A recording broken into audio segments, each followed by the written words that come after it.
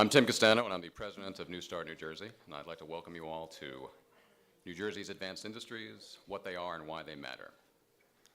I'd also like this to serve as my Audible audition, so take one. Depending on how this goes, maybe we could lay down the tin drum after this, and that's appropriate for today. A little over 5 months ago, actually, almost to the day, Phil Murphy, Tammy Murphy, and our advisory board launched New Start New Jersey publicly, right nearby, actually, at the campus of the New Jersey Institute of Technology. Joel Bloom, the president of New Jersey Institute of Technology, is here with us today, which is great. It's been a busy 5 months. It's kept me out of trouble. We got started with some terrific advantages, thanks mostly to our advisory board, and we have 3 members here today. So Kathy Ellis, Gene Fox, and Carl Van Horn, thank you very much for all you guys do. Our model for New Start New Jersey was really to bring interesting initiatives to the best minds in the state. And that's part of what we've done here today. We've benefited from the insights of experts from around the country. We've had some terrific partnerships with some outstanding entities like the Center for American Progress. And today continues exactly that, as we have an exceptional partner in collaboration with the Brookings Institution's Metropolitan Policy Program.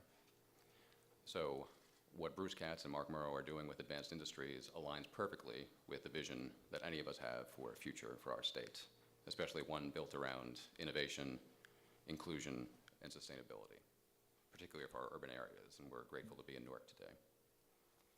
We're especially grateful to Audible and to its CEO, Don Katz.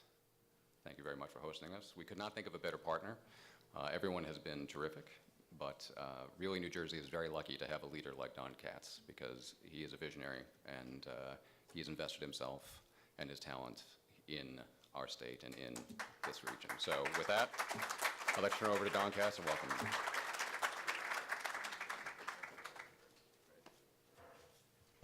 Thanks, Tim. And that is a hell of a voice. We do have to get you into the studio. It's amazing. So I just want to make sure with the illustrious crowd we have here that, using this space is one of the purposes of, building on a room and a stage like this. So you've had New Jersey's own George R.R. Martin talking about Game of Thrones, or the great Gloria Gaynor, also Newark born, and we've had senatorial announcements here, so keep it in mind. It's a space that we love to have used by the public, and it's also good to get people in to see basically a Silicon Valley operation here in downtown Newark, which most people find to be somewhat surprising if they hadn't been here before. But I think we came here very purposely with a social mission, with a vision of urban renaissance becoming part of the ethos of the company. We've done a lot of stuff in the world of education, whether it's having all our interns come from Newark, and Audible Scholars programs and reading assistance to deal with a word gap. 10-year-olds suffer with a 4 or 5 million English word gap between what a poor kid and a rich kid actually have access to at that age. And in the process, we really have seen a lot of opportunities for thinking differently and more entrepreneurially, and this organization can really take that a step further. And one of the best things I'm hearing about this, and having Brookings here is just amazing, is this concept of best practices.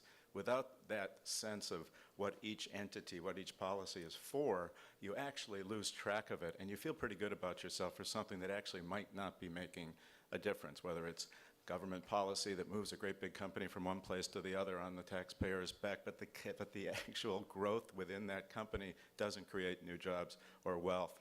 There's, in this city, I don't know if people know this, but there's incredible response to 70 years of deprivation and a vast philanthropic webwork of institutions that don't share best practices, that often exist to employ 3 to 6 people who work there, and 55% of the entities in Newark do not pay taxes. This is nowhere near a norm. Talk about a best practice for other more functional cities. So we're kind of getting focused on the idea of applying private sector entrepreneurial early stage principles to social and economic outcomes. So there's so much to talk about. There's so much going on, but I think questioning the status quo is one of the most important things, and it sure sounds like this organization is going to be in a great position to do it.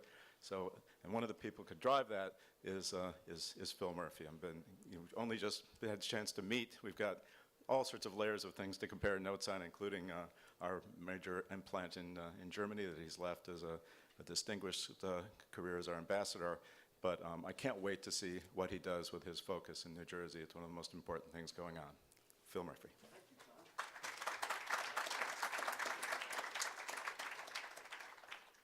Thank you, Don. I determined after spending an hour with Don last week that Don is not normal. I don't know many people like you.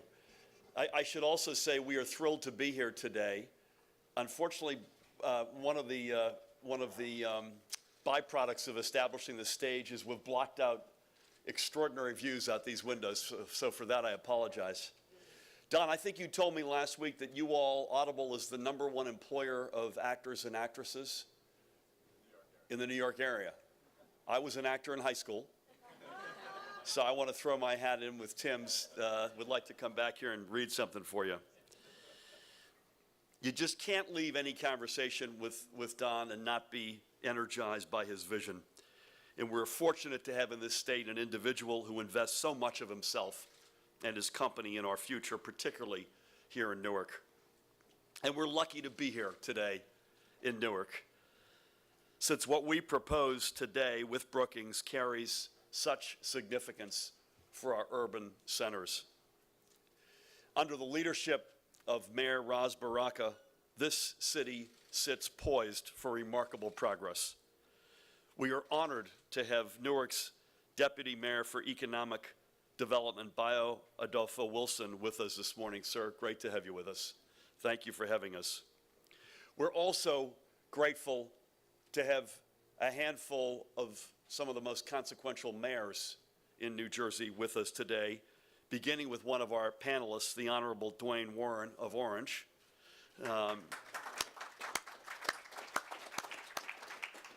Distinguished by his record, by his leadership, and this morning by his tie. There'll be no question where you hang in your hat, Mayor. We've got a handful of other good friends. Dawn Zimmer of Hoboken is with us. Mayor Zimmer, great to have you. Behind her, Wilda Diaz from Perth Amboy. Great to have you, Mayor. Angela Garrettson from Hillside. Mayor, nice to have you. I see Lester Taylor just snuck in there in row 2 from East Orange. Great to see you, sir. Is Pat Mena here? I know Pat was trying to make it. From where I hang my office hat is in Red Bank. And Paul Anzano was also trying to make it from Hopewell. I hope I didn't miss any others, but to all of you, we welcome you. And as you'll see in a minute, not only does state policy matter in what we're talking about today, but mayors really matter in terms of execution. I also want to acknowledge my good friend, the Essex County Democratic Chairman, Leroy Jones, and let's hear it for the chairman, and to all of our distinguished guests today. Trends show us that prosperity as a state hinges heavily on the ability to unlock and amplify the dynamism of our urban areas, and of course, on the ability to expand and protect our middle class. That's why today's initiative holds the promise of a win-win-win. We can strengthen New Jersey's middle class, make New Jersey's cities more vibrant and economically powerful, and launch New Jersey as a leader in the next economy. As Tim noted, we launched New Start New Jersey almost 5 months ago to the day, and my wife Tammy apologizes profusely for not being here with us this morning. One of our sons got a couple of broken bones, so her job #1 continues to be shepherding our 4 kids through life, and she's with him this morning. We wanted this organization to help deliver fresh ideas to a state not living up to its potential. We aim to contribute to the creation of a strategic plan for a state drifting too far from its core identity, as a place in which innovation, collaboration, and hard work make it possible for the middle class to thrive. When we started to put together the blueprint for New Start New Jersey, we zeroed in on a person and a team whom we had to meet. Bruce Katz of the Brookings Institution's Metropolitan Policy Program.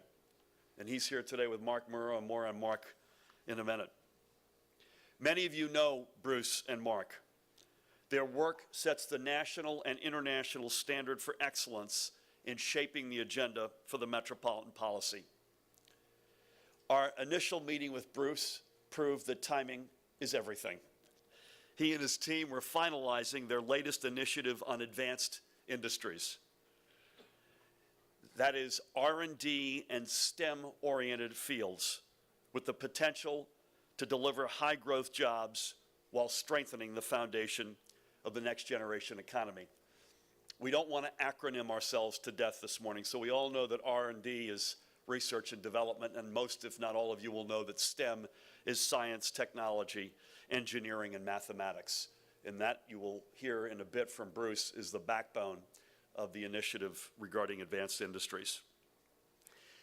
The Metropolitan Policy Program, Bruce and Mark and their team, defines advanced industries as those that spend at least $450 per worker on research and development, and secondly, employ at least 20% of their workforce in STEM-intensive occupations. And they're better equipped to explain those parameters than I. The benefits of advanced industries radiate, and that's the right word, radiate throughout the economy, with the innovations generated in laboratories and research outlets contributing value to our citizens, especially those in the middle class, at every stage, from inception to production and then on to distribution. Advanced industries speak directly to our mission at New Start New Jersey and more broadly to the spirit of New Jersey, a state which is anchored by a thriving middle class and built, after all, by the discoveries of the likes of Thomas Edison or the Bell Labs or the Sarnoff Labs. As I said to Don the other day, we were Silicon Valley before Silicon Valley was Silicon Valley, and let's never forget that. All of us know the negative statistics related to our state. The stagnant wages, the rising costs, nearly 40% of our population struggling with just the costs of essentials. In taking the glass half full approach, because there's only so much complaining we could do about things, these indicators should not and they must not overshadow our considerable assets. We have a highly sophisticated and educated workforce, and we have an enviable education system. We serve as the entry and distribution point to the world through the largest port on the East Coast. A quick look at our panel today reveals a number of the remarkable resources we have available. Higher education institutions like NJIT, vibrant biotech and R&D communities, and promising urban locales like Orange. More on our panelists in a bit. With these elements alone, we hold enormous competitive advantages, but we have to shape them according to a data-driven, cohesive strategy that ties together our higher education system, our intellectual capital, our workforce, our location, our manufacturing capacity, and our infrastructure. Sort of a Moneyball meets the best and the brightest, meets It Takes a Village. At the moment, advanced industries, our topic today, in our state, directly employs about 325,000 individuals full-time. And they indirectly support another around 260,000 individuals.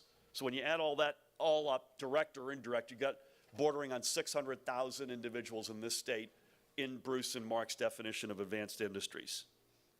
These fields, when taken together, produce over $72 billion worth of output, and they account for about 14% of all of the regional output. Here's the only data point I would argue that you need to know, however. Most strikingly, advanced industry jobs pay an average salary of over $105,000. And that's compared to an average pay of about $59,000 in industries in the state. just keep that in mind, over $105,000 per year per job in advanced industry compared to an average of about $59,000.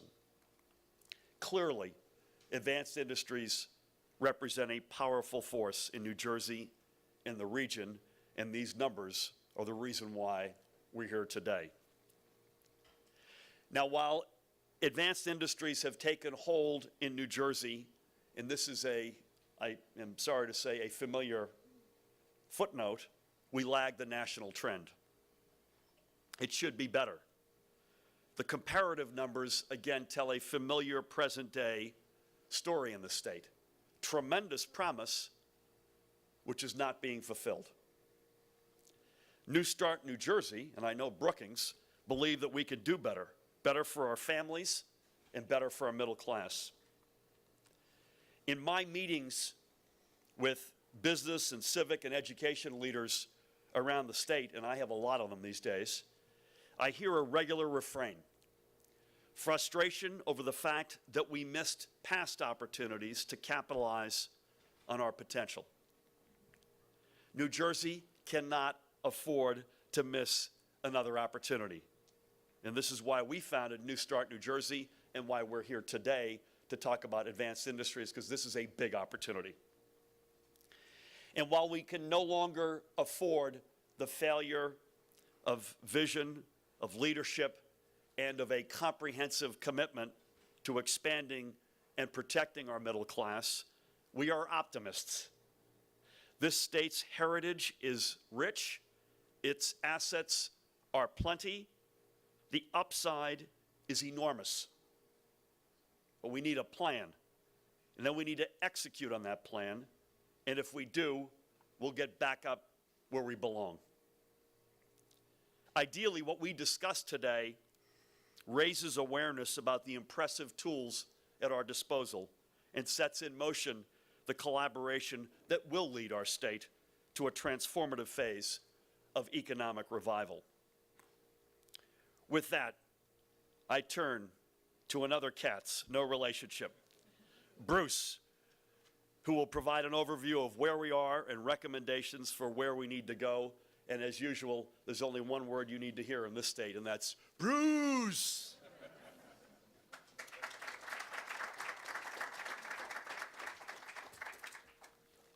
First of all, thanks, Phil, and thanks, Tim, for hosting us today. And to Don, you know, a whole bunch of us came to Ellis Island, and then they just changed our name to Katz, so it's very, very confusing. I think what we're going to try to do today is something that really fits the mission of New Start, because we're trying at Brookings with McKinsey to get back to the essence of what drives innovative growth, what drives inclusive growth, and what drives urban regeneration.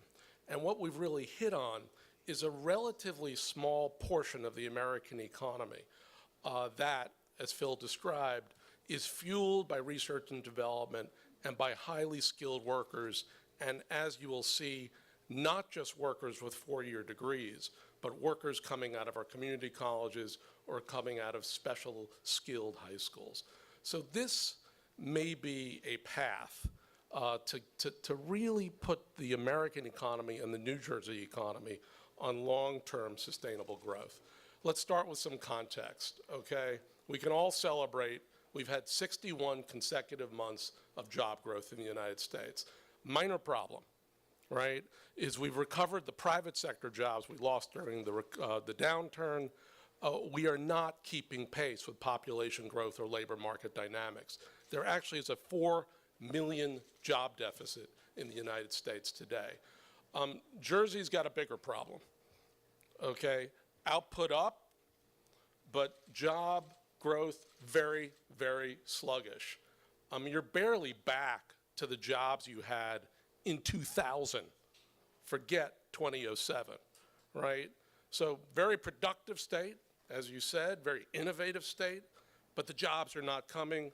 Other minor problem, wages are stagnant, right? The economy may be producing jobs, but it's not producing quality jobs that pay decent wages to help basically people get into the middle class and stay there.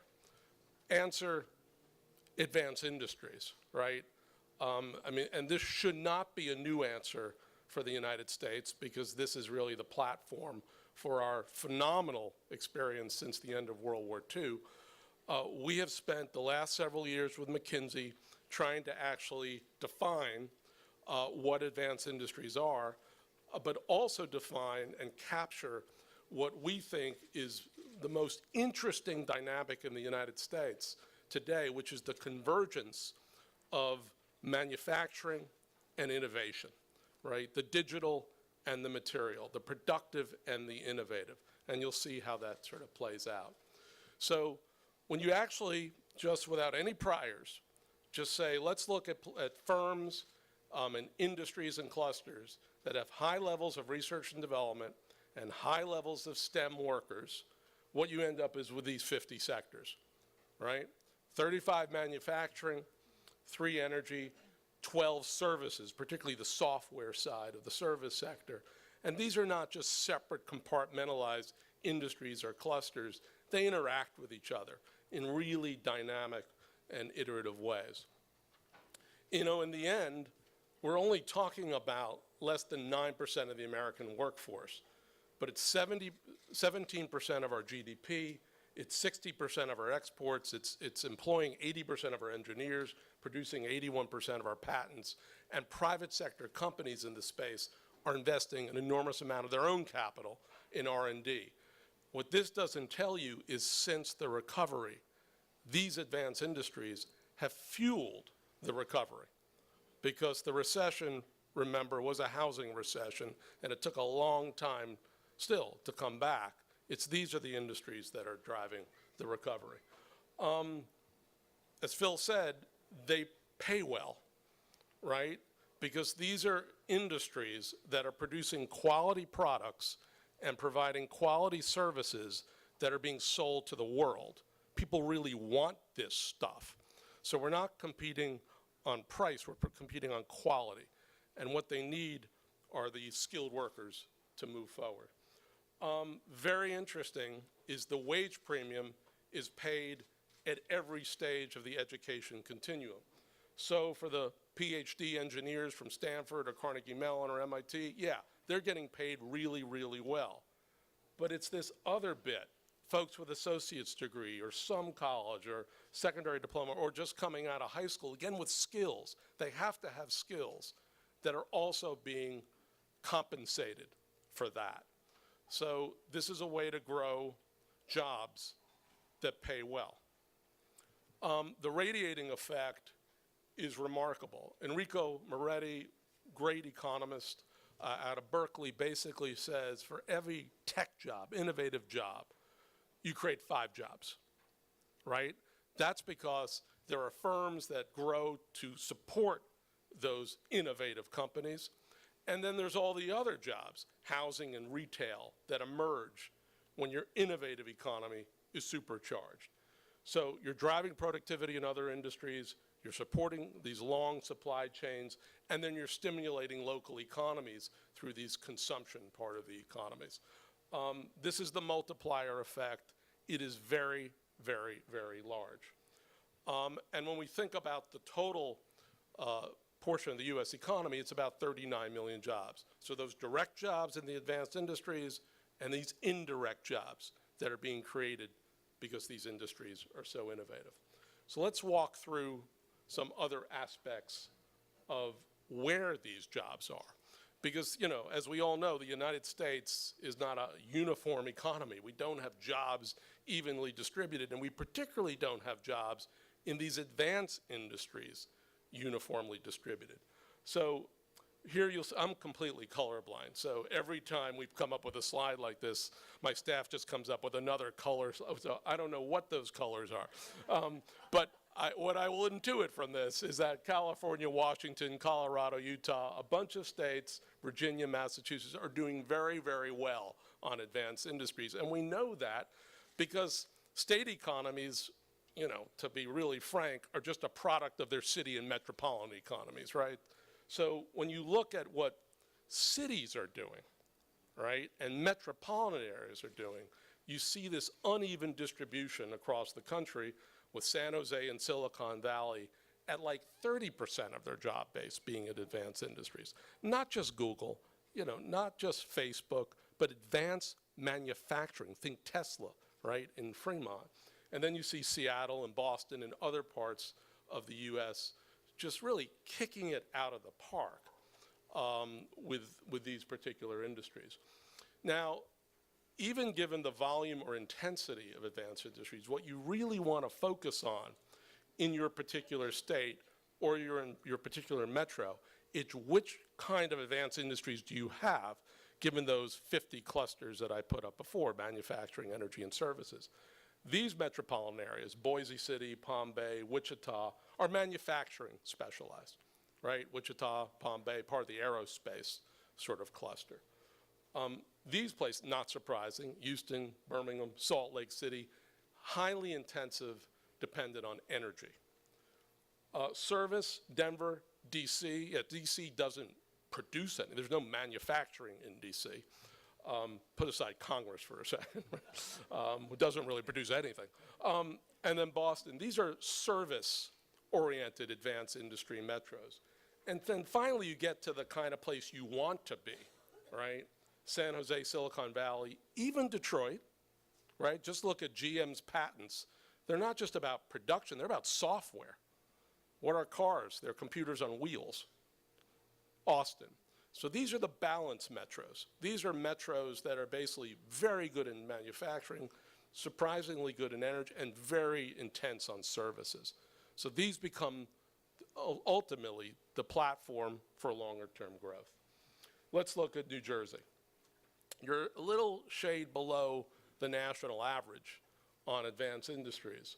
I don't think it'll surprise anyone in this room, those industries you're deeply dependent on and excel at: computer systems design, management consulting, architecture and engineering, R&D services, pharmaceuticals, right? I mean, it's not going to surprise anyone here. But the wage differential, the wage premium, is very, very, very high. Again, you're being rewarded for being very good at something. That's what this is about. So that's at the state level. When you come down to this part of the New York, New Jersey metro, a large, large portion of your advanced industry employment is here, not surprisingly, right? And it's a bit higher share of your total employment than the state as a whole. And it pretty much tracks the state advanced industry clusters with an exception of pharmaceutical manufacturing. When you go down to Philly, pretty low share, actually, of total employment, below 7%. That's not really something to take home, right? You really want to be up in the 9%, 10% level. Trenton, interestingly enough, is above 9%. Still a relatively small number of jobs, but think about that radiating effect. Think about the multiplier effect when you're in these industries. What we also have for each of these cities and metropolitan areas in the state is not just the static look, but the trends since 1980, since 2000. Because when you really want to know what's happening, just don't look at the snapshot. See where things are going, either up, down, or sideways. So let's talk about that. This is probably the most important slide that you'll see today. And frankly, if I was in the media, print, radio, television, social, this is what I would post. These are all the industries that you were really good at in 1980. And it really runs the gamut, right, between manufacturing, chemical, pharma, industrial machinery, communications equipment manufacturing, et cetera, and some related services like computer systems design, scientific R&D. That was 1980. This is where you are today.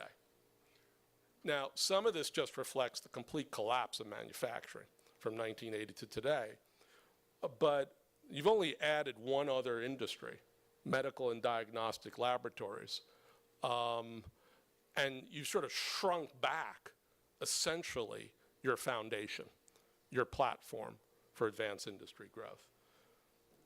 So in the end, you know, three things matter.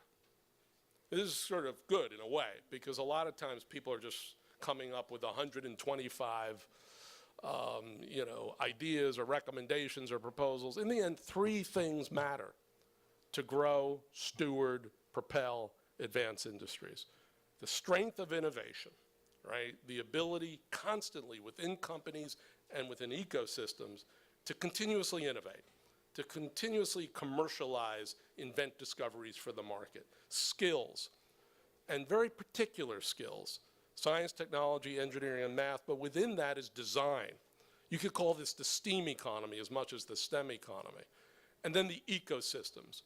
You know, we all focus on these great entrepreneurs sort of sitting in their garage and inventing something and bringing it to the market. Well, most economies, and I would say Silicon Valley as well, really depend on ecosystems, the interplay of large companies, small and medium-sized enterprises, investors, higher education, community colleges, support of local government. That's what really kicks off economies. So let's look at innovation. And let's just look at the R&D side, the investments in innovation. The U.S. is beginning to lose its mojo here. A large portion of our innovation, actually, investments in basic science and applied research, come out of our federal government. Last time I checked, not really functioning that well. Remember sequestration? They cut R&D along with just about everything else because they couldn't make a decision about what matters. So we're beginning to slip on research and development. Jersey, compared to the country as a whole, and this was said before, still does better on this, partly because you have great higher ed institutions, partly because you have a lot of companies that continuously invest in research and development. But you know, again, when you think about this not in American terms, in global terms, and in terms of countries and companies outside the U.S. that want to eat our lunch. It's where skills really come into play. The U.S. decided, I mean, we all collectively decided across both political parties to walk away from vocational education, what we used to call SHOP, 30 or 40 years ago. We basically said everyone should be on a path to get a 4-year degree, right? And therefore, the sort of exposure to sophisticated technology, equipment as it evolved and iterated was it was what got cut in our high schools, what wasn't sort of emphasized in our community colleges. When you make that decision, it's not surprising you end up with ranks on the share of population with a STEM degree or the percentage of graduates managing in STEM fields behind just about everyone else. Okay, top of the list would not be surprising to anyone. Germany, right?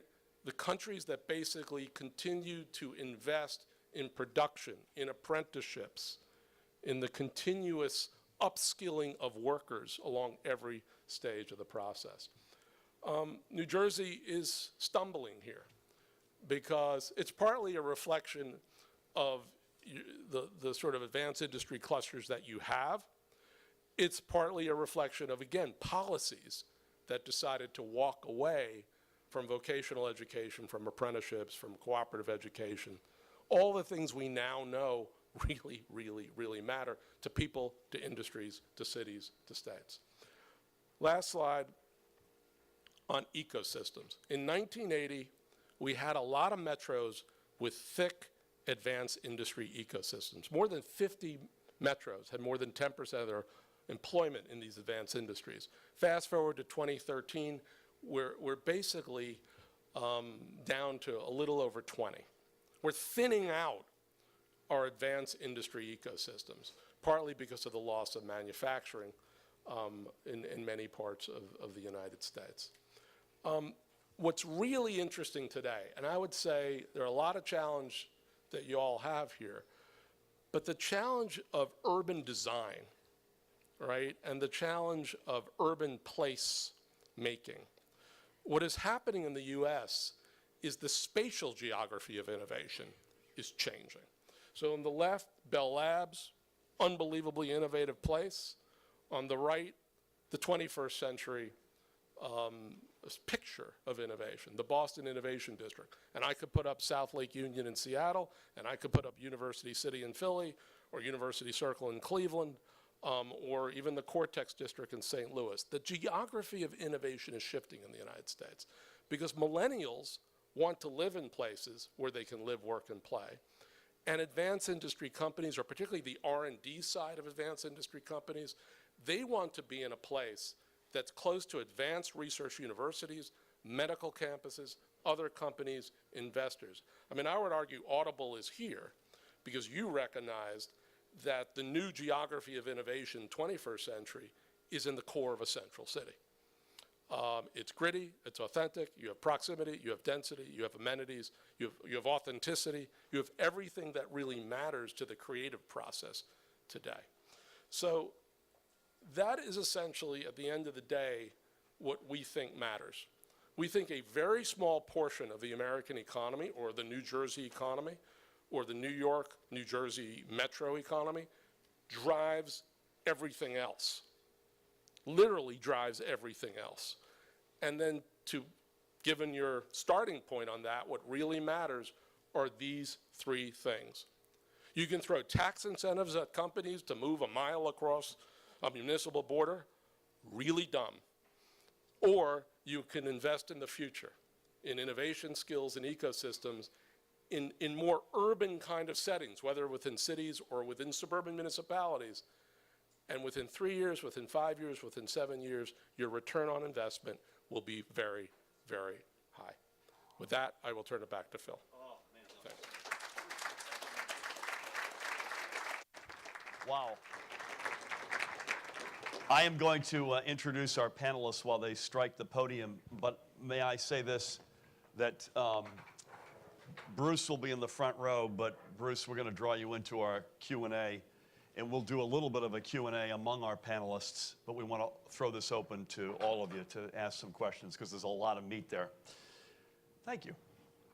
I'll give that to Mark. Belated birthday present for Mark. So I'll introduce the panelists, and then maybe we'll all come up as a group. First one right here in front of me, Dr. Joel Bloom, as you've already heard, serves as president of the New Jersey Institute of Technology, the state's premier high-tech farm system, and a national leader in return on investments for his students. And as you heard from Tim, we launched New Start New Jersey at NJIT. Debbie Hart is the president and CEO of BioNJ, which represents over 400 research-based life sciences companies in our state, and she is one of the most respected leaders in New Jersey, or anywhere for that matter. Mark Muro, who I've already introduced, is a senior fellow and director of policy at the Brookings Institution's Metropolitan Policy Program, and Mark, with Bruce, is the primary architect of the Advanced Industries Initiatives. Dr. Kathleen Scotto serves as the chair of the Research and Development Council of New Jersey and as the vice chancellor for research, Rutgers Biomedical and Health Sciences.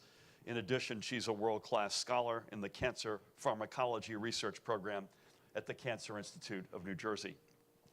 And last but certainly not least, the Honorable Dwayne Warren, the mayor of the city of Orange Township. He's an outstanding leader among his peers and someone with a real vision for his municipality and all of New Jersey's urban areas. Let's give them all a big hand and come on down, folks.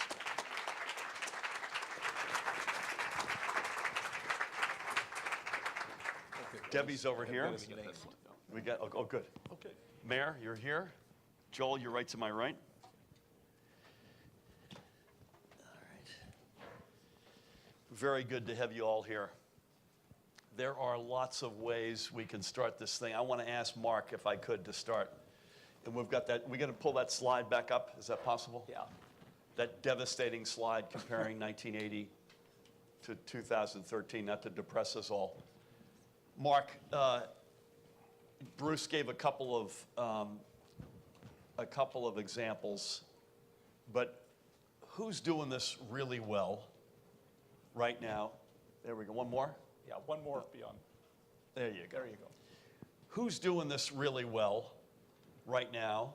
And is this tableau, is that typical in our country today, or Or could we find examples which would have a lot more yellow up there? I'll start on the end, which is the context here. I would say a lot of states had had a slow drift. This is a fairly precipitous erosion because you had such a strong positioning in 1980.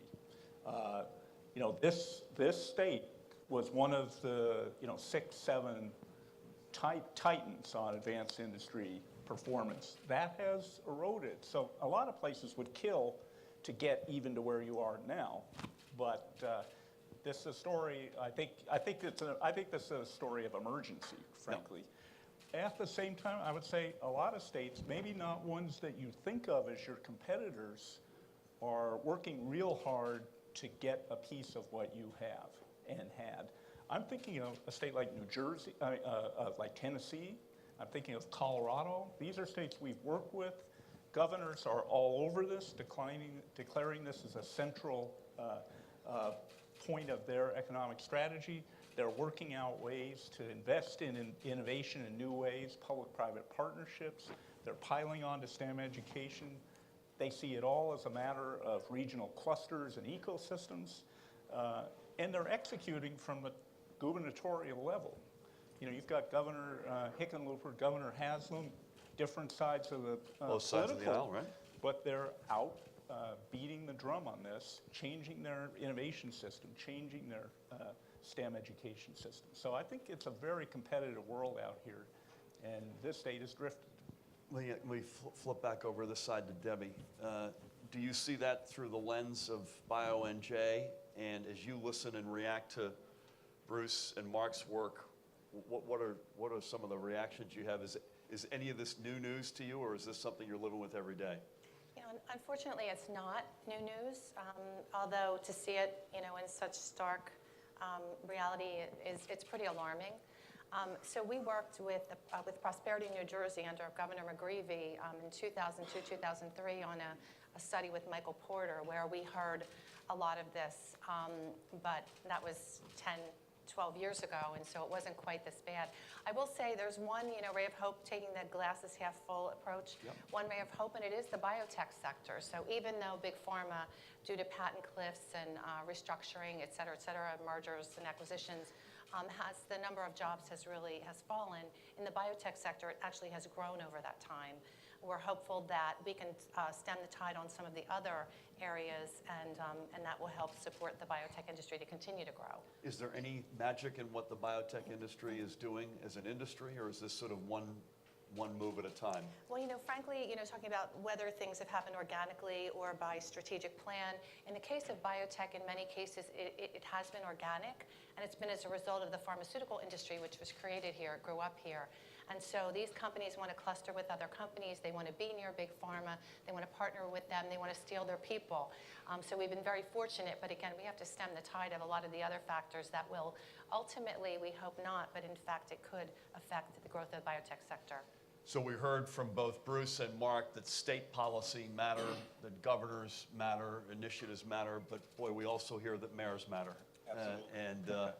Mayor Warren, how do you react to this, and what are some of the policies and thoughts you've got in Orange as you've been thinking about how to attract 21st century jobs? It's great having you.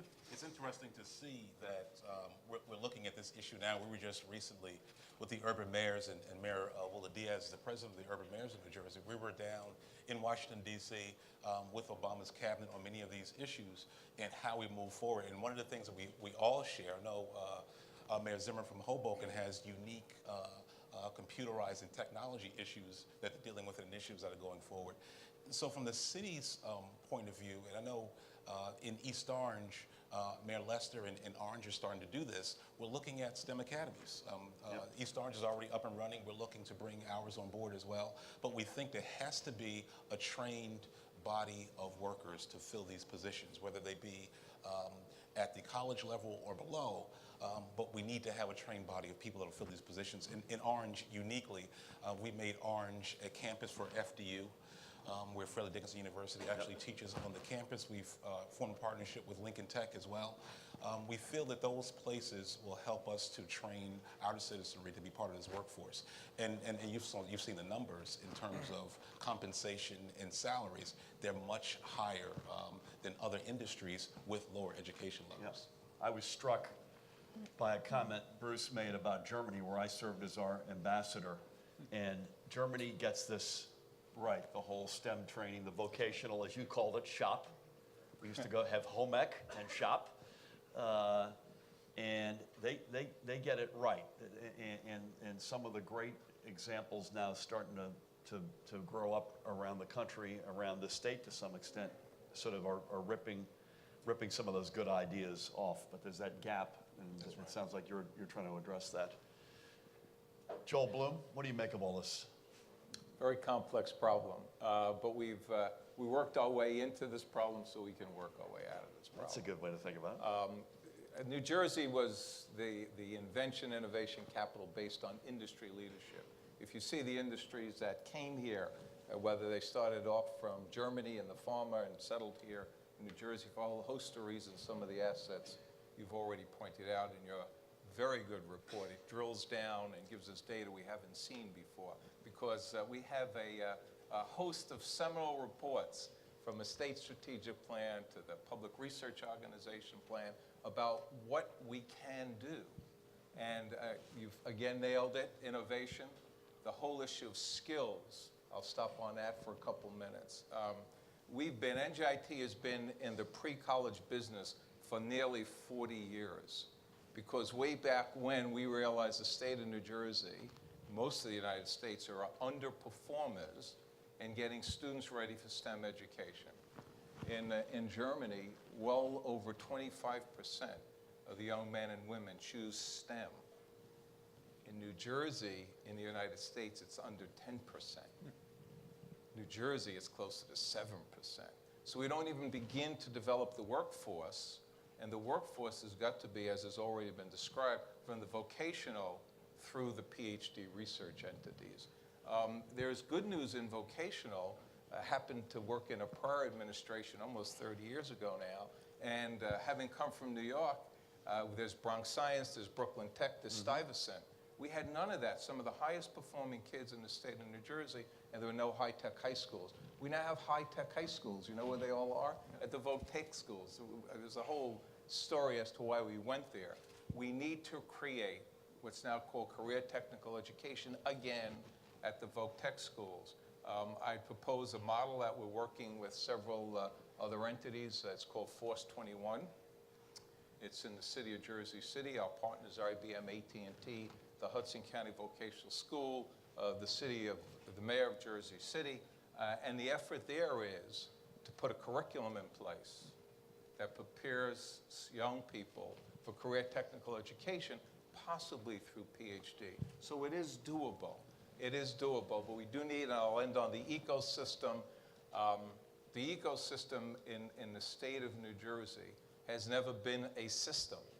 It's a whole fragment of pockets, whether it's NJIT or Rutgers down in New Brunswick, or now Rowan growing up in southern Jersey. There is no system of organizing beyond bio and the R&D Council occasionally and the Tech Council I'm a member of.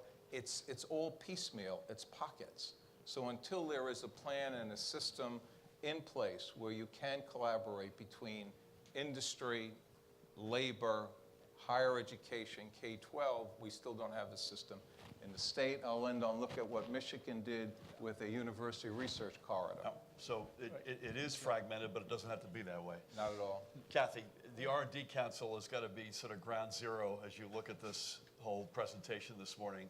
How do you see this? What are your reactions?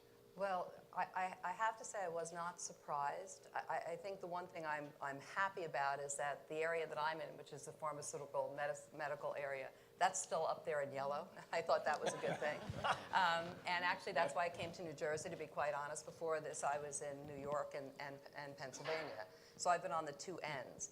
And one thing I do want to point out, though, is even though we have those strengths, and we have clear strengths in that area, in the pharmaceutical medical device area, When you look at some of the economic reports about life science corridors, they talk about the New York, Philadelphia life science corridor. That's us, okay? That's New Jersey, but you don't hear about it. So part of our problem is what we are very good at, and we are very good at an awful lot of things. We are not very good at marketing. And then I want to pick up on something that Joel said, because it is true that we need to, I would say even reach back into grammar schools. I mean, we need to reach as far back as we can and get our young students excited about STEM at a very early age. There are some kids, and I would say particularly young girls and minorities, who don't think this is an opportunity for them. They don't think it's an option. And by the time they're old enough to get into it, they've already made a decision that they can't do it, which is wrong. We need to reach back all the way into the grammar schools. We need to have more role models out there to say, you can do this. And I think another thing that, if you look at the numbers, we have one of the greatest brain drains. We train an awful lot of high school kids in the sciences, and they go somewhere else. They don't stay in New Jersey. So it's not just training them here. It's showing them what opportunities are here for their entire careers. I think that's going to be critical as well. I believe we lead the nation in expatriate, the number one in the nation. That's the thing we don't want to be number one at. That's right. Do we have handheld mics? Could someone hand one right to Don Katz? Don, I want to ask you just a buzzer-around question. Samantha, right there, right behind you. Don, just in 30 or 60 seconds, why are you here? Not you personally today, but why is Audible in New Jersey? So Audible very specifically came with a social mission. We really wanted to be part of turning around a city, whatever that meant, and we wanted to make that part of our legacy as a company. So there were no tax breaks, no nothing. We just moved in. We were a NASDAQ company at the time, and I was told I was out of my mind because consultants thought we'd lose up to 20% of our people just because of the fear factor and other inconveniences. So, but the truth of the matter is, and I think maybe what's not being talked about here is that part of the reason we came here is that all our employees from Brooklyn and the Flatiron District can get here very easily. We're 17 minutes away. The Broad Street Station delivers our hundreds and hundreds of actors a week and the like, as well as our employees.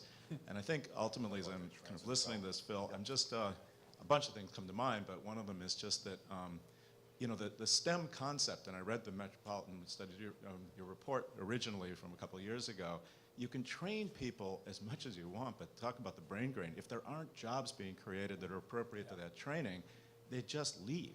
So, Rutgers Newark, is turning out unbelievable groups of aspirational first-generation degree getters, and many of an immigrant profile will be creating billions of dollars of wealth. They're just not going to do it around here because there's no here. So I think part of what I'm hearing, though, is that you can create an ecosystem, but literally you have to tell everybody what to do.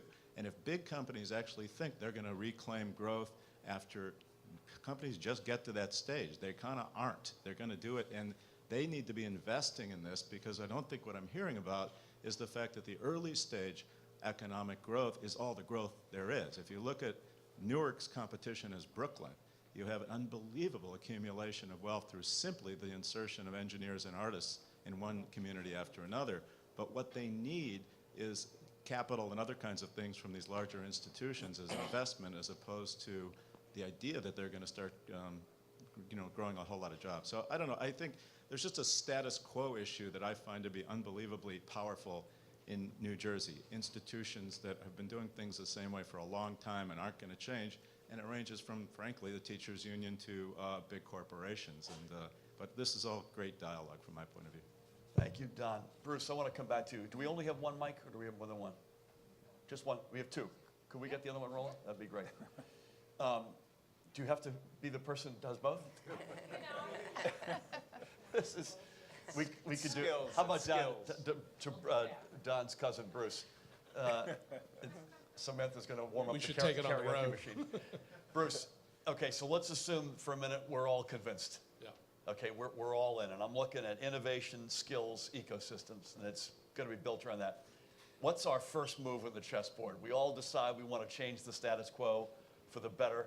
What's your first, what recommendation do you have for us? What's the first thing you do? Well, I think the first move is to go into the details about what you're really good at. I mean, there's a lot of copycat economic development in the United States. places say, we're going to be the next Silicon Valley. Good luck, you're not. But you could be the best 21st century version of yourself. And that's understanding who are you really, and how do you take the firms and the clusters and the industries you have and then put them on steroids. So that's the first thing, understand who you are. The second thing is what's your network? The mayors can't do it alone, the state can't do it alone, the big companies can't do it alone, universities. This is really about stakeholders truly collaborating to compete, to use the language of Governor Hickenlooper in Colorado. So what's that network look like? Are you all really engaging with each other or just occasionally meeting with each other? The states like Tennessee and Colorado, maybe because they're smaller and they really feel the heat of global competition on them, they are constantly collaborating across sectors, disciplines, and jurisdictions. So that's number two. And then the policy moves, I think, in some cases are pretty obvious, as Joel was saying about STEM or STEAM and how to bring that into the early grades. I would say a hard part for you is you're a suburban state at a time when the spatial geography has gone urban. I mean, really gone urban. And some of what you had here drifted up to Kendall Square in Cambridge because they wanted to be right up next to MIT. Yep. Or began to move down into the Research Triangle. So I think the question is, how does a suburban state begin to see Newark in particular, and some of the other municipalities in this part of the New York metropolis, as really key engines for innovative-led growth? The mayors are going to be key to this, I mean, really critical to this, but I think the state has to rethink, where does growth go? In many respects, going forward, it won't be the green fields, it'll be the brown fields. And a whole bunch of state policy right now, frankly, is still thinking about greenfield development. That's 20th century. It's over. Let me ask you maybe to hand the microphone to the deputy mayor. Again, we're honored to be in Newark today. We're also honored to have a whole range of some of them, as I mentioned earlier, consequential mayors in the state. Again, thank you for having us. How do you react, Mr. Deputy Mayor, to what you're hearing today? How do you feel? Because I tell you, I feel a lot of buzz in Newark these days. I'm optimistic. There's a couple of things I wanted to talk about, though. One, in terms of the voc technical education, my experience, I went to one of the voc tech schools, Passaic County Tech, and there was a disconnect at that time, which it goes back 30 years, which may show some of the distance, the loss, is that there was a distance between the curriculum and the actual position in the jobs. For example, I was sort of one of the math science kids. I was interested in computer programming, and at the time, the way to get into computer programming was that you had to do secretarial class. So I spent a year, 3.5 periods, learning how to type. So I can type now 100 words a minute. But I became disillusioned. That was my next question. Yeah, I can still type. But I became disillusioned, and I ended up going in the Army, then sort of rebounded, and ended up in law school of all places. But so when I look at the field, my concern is that the sort of voc tech education needs to be evolving. The field is quick and nimble, and so the education of the high school students needs to be as quick and as nimble, so that there isn't the disconnect. And that's probably one of the things that sort of happened in sort of 80s New Jersey. Yep. Is that the education didn't keep up with the field, and then the children went elsewhere. Great point. Please, do you have... Well, the second point in terms of the city, yes, I think New Jersey's been really sort of stubborn culturally about urban New Jersey. I see that changing. There's actually an article that just came out 30 minutes ago that said Newark is next. Yes, next. That Newark is next. And so I'm definitely confident that given the infrastructure of the city, whether it's the education, the ports, the airport, transportation, the cultural facilities, that it is changing. Partly because it's a generational shift. I think Newark is more stubborn because of what happened here in '67. It just took a lot longer for the demographics to get over it. Right. And I feel like now you see that with people who are 2 generations removed and have, it seems like ancient history. Yep. Right. Both points well taken. We want to throw this open to everybody. If you've got some questions, as you're getting ready to think about those questions, and the microphones are getting warmed up, Mayor Warren said something very interesting as we were transitioning, and Bruce and Don were both talking about transportation and the fact that Don made the point you get 17-minute train ride, and Bruce made the point that people want to live in sort of urban, there's a real urban appeal these days. And you said to me, yeah, that's a big part of your plan is transportation. If you look at development and you look at transportation, you have to look at urban areas. This is where we are. This is where transportation comes to. Orange is 2.2 square miles. We have 2 train stations. We can get in and out of New York very quickly. The same thing for East Orange. You can get in and out very quickly. In Hillside, you can get, from Hillside, you can get to the busiest ports on the globe in a matter of minutes. And so transportation is something that is an asset to us that has to be used. But in that transportation, and I think getting back to the education issue, colleges, and I know that the mayor in Hoboken, Mayor Zimmer, does this with Stevens. I know we do it when we're building our STEM Academy. We're going to use NJIT and corporations. They have to be in the classroom, they have to be part of the academic fabric of our community, or else we don't grow properly. Very well said.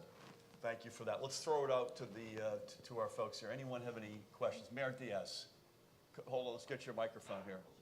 Great to have you here.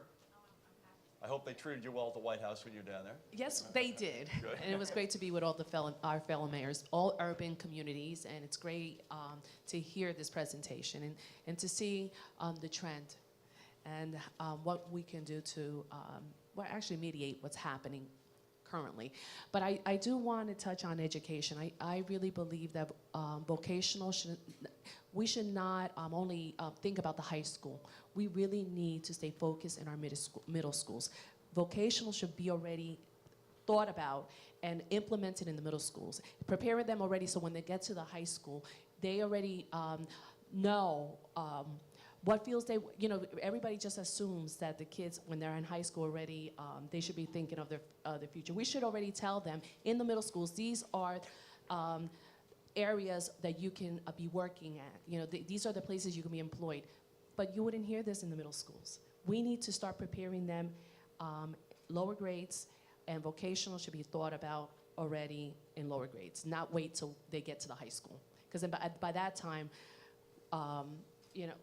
years will go by. And as you know, technology changes every day, right? And we have to be thinking way ahead and preparing our student and our future leaders in much lower grades. As the father of 2 middle schoolers, I will take this on board.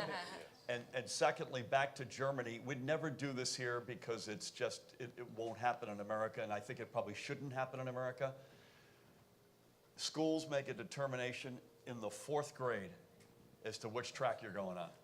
You're either going to go on the vocational track that Bruce talked about, which ultimately you come out the other end with very high paying, very value added, very, no stigma attached professional lives, or you're going the other route and that will end you up in a 4-year university of one or another. Joel Bloom. You're right about the 4th grade. Sometimes we know so much we forget how much we know. So we know it's the 4th grade, at least the 4th grade. But go in your 4th grade classrooms, mayors, and see who's teaching math and science in your 4th grade classrooms. It's a teacher of reading, which are most of our elementary school teachers. Very important. They've got to be able to read. That probably sequentially maybe comes first. But at the end of the day, there's 2 problems. The majority of teachers teaching math, science are a page or 2 pages ahead of where the students are. They don't conceptually get it, and therefore it's not fun. Learning has to be fun. And then I'll introduce a topic which we probably don't want to address here. The state of New Jersey, 500-something towns, 600 and something school districts. Go look at the state of Maryland, similar size, similar population, and they have about a dozen school districts. We will definitely not be able to tackle that No, one we're today. not. We're not. Thank you for the idea, Joe. Leave my school board alone. My big sister, who's a Boston City school teacher, would take some exception. She teaches 5th grade, and she prides herself on being just as good in math and science as she is in teaching reading. But I take your point. Someone over here. Ma'am. Hi, Courtney Mercer, New Jersey Director of the Regional Plan Association. And Boy, we need you. we do. And I'm going to follow up a little bit on the last comment with regard to how many municipalities and how many school districts we have and the efficiency of government, which then relates to cost of living. And a lot of the brain drain and or the industry drain is because it's great to attract the business here, but if people can't afford to live here, that low 6-figure salary goes, you're a king in Tennessee and you are living in a starter home in New Jersey out in an outer ring suburb and driving an hour and a half to work. So, what can we do to start to address keeping the people here? Yeah. There's only one king in Tennessee, and he passed away on August 16th, 1977. Just keep that in mind when you start making those comments. That was my 20th birthday. Sir. Hi, this is Ray Vicari, Director of the Advanced Manufacturing Talent Network, funded by the State Department of Labor and hosted at NJIT. There have been a number of studies in the past year with manufacturers, surveys asking them a number of questions. One response, 70% of the manufacturers say that it's holding back. They cannot continue to grow their operations because of the lack of skilled workers. We talked about Votex. When I grew up in Newark, you go to a Votech, they're the dummies that went to Votech. So there's a stereotype about Votech students. Well, as I travel around the state, these Votechs are fantastic schools. They are turning away 3 out of every 4 applicants, not because they're not qualified, but because there's no room. There's a demand already for these Votechs education. We need, and I don't know, there's a lot of planners here, the mayors, you should be thinking about this too. We need more Votech schools in our state. We only have 1 per county. Yeah. It's ridiculous. There is a pent-up demand right now. You talk about the field of dreams. If you build the field, they will come. Yep. If we build the skilled workers here, the manufacturers will come. Yeah. Amen to that. I'll just Mark. throw in one note. I mean, I think this is a great point that we're hearing in state after state. 2 issues. I mean, you got to get the content right, which means tighter fit of the whole system to your business, your industries. But then the other one is what you're talking about, capacity. I mean, we're talking, places just do not have enough slots. And so I think it's a twofold problem you're looking at here. Amen. I want to come back to the cost of living point, other than my Elvis reference. It's real. This is real. Tim and I were at the TED conference, Navasink, on Saturday, where everyone is trying to be the coolest cat in town, as far as I can tell. And we talked about what are some specific things. We had a symposium a couple of months ago at the Center for American Progress. You got to make it easier for people to live here. Housing. What's your view on minimum wage? Earn sick leave, so you feel like you can, if you get sick, you lose your job. A whole series of things to just make it easier for folks to have the confidence and the affordability to be here. Maybe 1 or 2 more, and then we want to wrap. Please, Kathy, and then we'll go back. I just wanted to respond to your comments about your year in secretarial class. Because it goes back to what you're saying, too, in that I agree. I think we need more of certain types of schools. But I also think that we need to rethink how we educate. And I can give you a perfect example, because in the biomedical sciences, we train our students to be clones of ourselves, to go into academics and to do research and to be in a lab. And that's not what our students want to do when they get out. And there was a recognition of that at the federal level, and the National Institutes of Health, which is our biggest funder in the biomedical sciences, put forth an opportunity for a grant. It was only 2 years, and give us something different. So at Rutgers, we decided that we were going to give them something different, and we collaborated with BioNew Jersey, with Hinge, with the R&D Council, with industry and government throughout the state, and we developed a training program for our PhD students where they would learn how to do the jobs they want to do, which is not necessarily being in the lab. And there were 100 applicants, there were 7 funded. and we were funded. So I think this is the way we need to think. So we don't have, you know, in some cases we don't have enough classrooms, enough schools. In other cases, we may not be training the students the way they need to be trained for today's world, as opposed to our world. And the problem is we're the ones training, so it's hard to make that jump. So we'll take one or two more from the field, and then I'm going to ask at the end, we'll start with Debbie and go right down the line. What's a buzzer round to end today? What's your one best idea for a magic wand or a silver bullet? What's the thing you'd like, that we need, that you'd like to see as a reality in New Jersey that we don't have? Deborah, good morning. Good morning. Deborah Kornavaca, New Jersey Working Families. My question is that while I see that there's much that can be done at municipal, county levels to spur this kind of growth in industry that we need, we do need state leadership at some point. And to Dr. Bloom's point about higher education being very fragmented and that ecosystem, which is so essential, what form of state leadership do we need, whether it be in higher education or beyond, to create an environment where mayors and county leaders and industry leaders can come together and foster the kind of growth that you're after? So I was going to ask, you took a question out of my mouth, and I had forgotten I was going to ask. We'll all have to be very quick with the answers because we want to be, again, I lived in Germany for 4 years. We start things and we end things on time. That's one of our other core principles at New Start New Jersey. Joel, very quickly, you and I, when we first met with Tim, we talked about the ecosystem and this sort of how do you create the, and you said, listen, I'm ready. And I know the heads of the other institutions of higher education are ready. Deborah's question goes beyond just institutions of higher education, but to the broader constituents and stakeholders in an ecosystem. How do you make that happen? It felt to me like people were ready to sit down and get at it. At one time in the state, there were two programs. One was a technology council, which had K-12, higher ed, and business industry at the table. It was led through the governor's office. That was one thing. The second thing that is necessary is, and competition is good, so competitive grants, since we're not going to restructure the 600 towns in the state of New Jersey next week, then who's going to compete?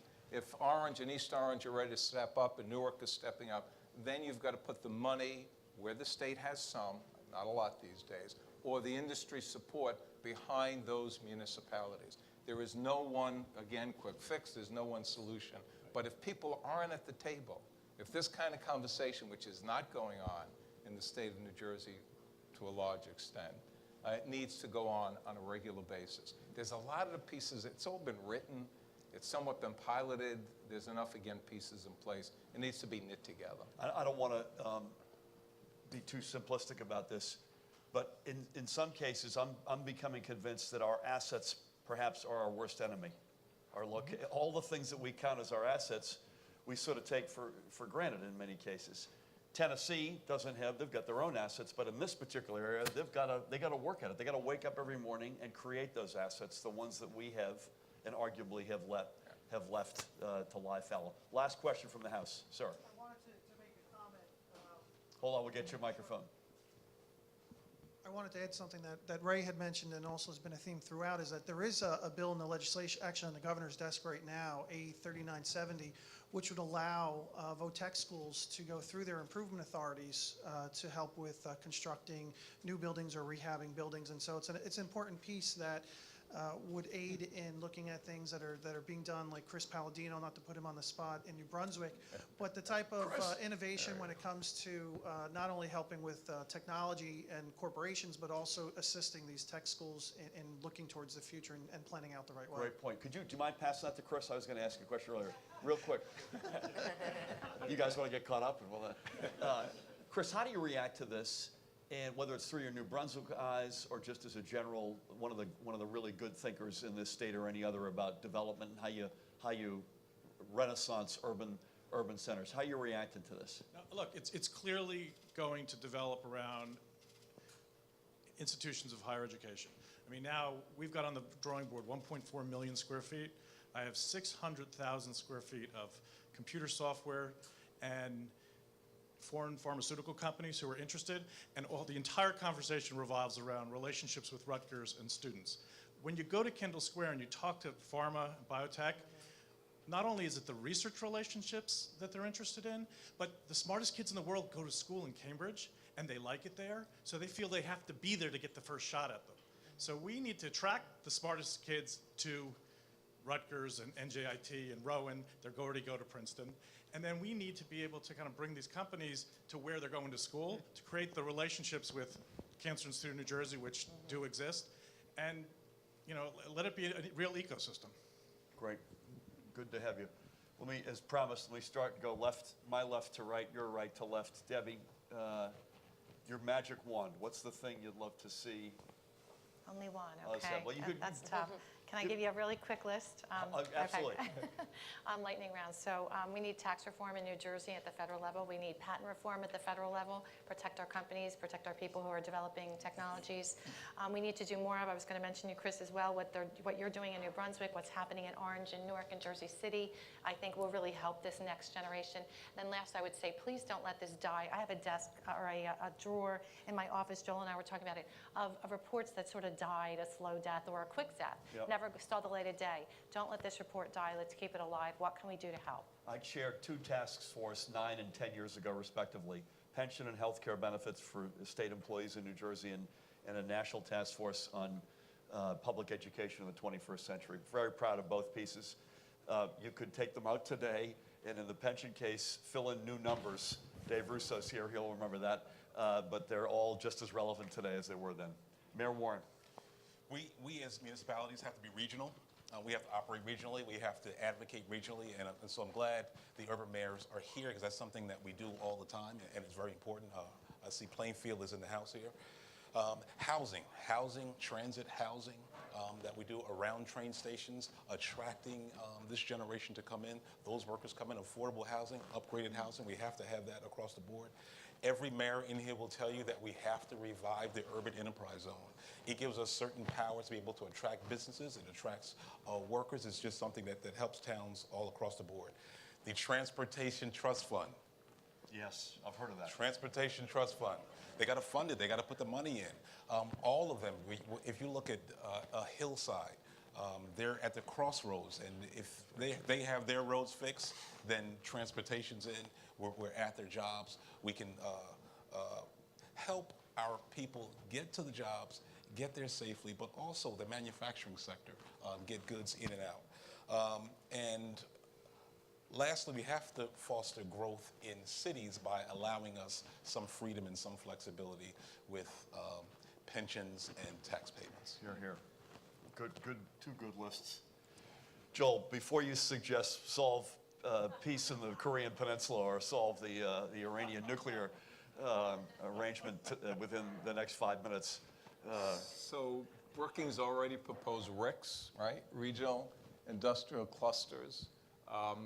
New Jersey is a nice, somewhat straight state, so you can have centers of excellence around RICs, North, Central, and South, so it's manageable, it's reasonable. But one of the pieces missing here today, I don't have the solution for this, is we don't have a whole lot of representation from industry here, unless I've missed it. I know we have some councils. Representation. Or unions, because at the end of the day, in a RIC or in an ecosystem, we've got to have a lot of people in the room who are already represented, but you can't do it without the industry partners. And I know they look globally, we all look globally these days, and you can't do it without the unions at the table, because otherwise it just dies. Here. So. Very good point on both. Kathy. Well, what's left? I would say yes to everything everyone else said, but I also think we need to be proud of what we do have, and we need to show that pride, because I think New Jersey has a hard time being proud. And coming from New York, I don't understand it, because New York has no problem being proud. And we have a hell of a lot to be proud of, and we should be supporting that. And we should be proud of our higher ed, and we should be proud of our industry, and we should be marketing that pride, because there's no point in continuing to build ourselves up if we're not going to get the word out there.